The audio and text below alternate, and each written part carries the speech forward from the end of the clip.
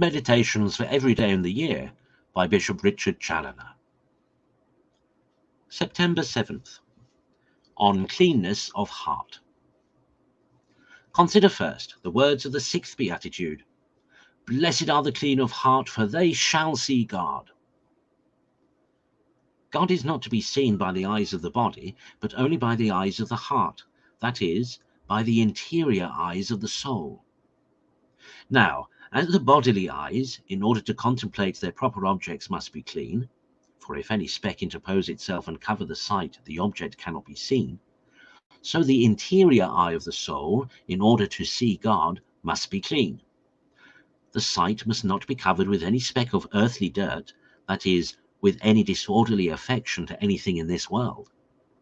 This cleanness of the inward eye requires two things, viz-a-vis, simplicity in the intention, purity in the affection. With these two wings, a man is lifted up above the things of the earth. Simplicity aims at God alone. Purity takes hold of him, embraces him, and adheres to him. Seek God, says the wise man, in simplicity of heart. Wisdom 1 verse 1. That is in the uprightness and sincerity of a single heart, of a heart free from all double-dealing and all the guile of an artful self-seeking, instead of seeking God.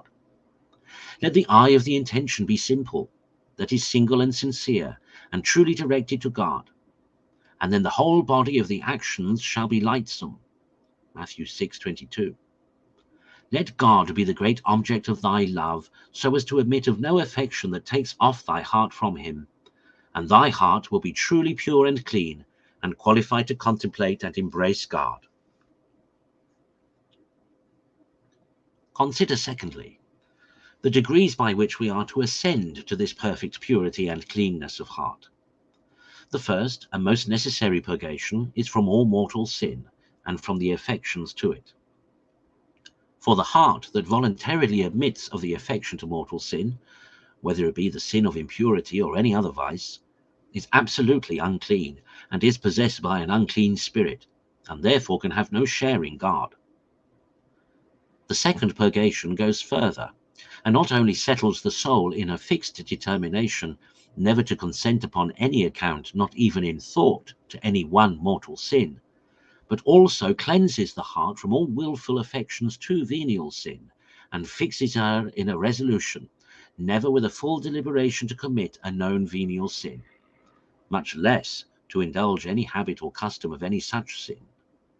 All these sins, when fully deliberate, are so many spots and stains, which strangely disfigure the beauty of the soul, make her unworthy of the embraces of her heavenly spouse, and darken the eye of the heart, so as to disqualify it for the seeing of God.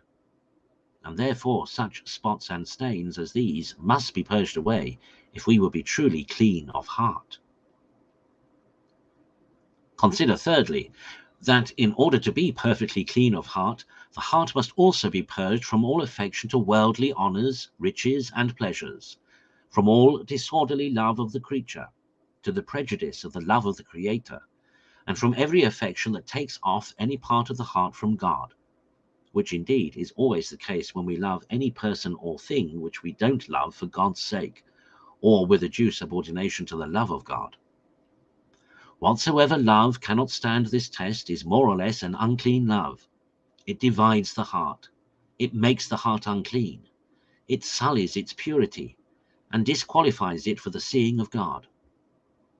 O see then, my soul, what an evil it is to suffer any irregular affection to possess thy heart, since it hinders thee from so great a good, even the sight of God, the only true and sovereign good.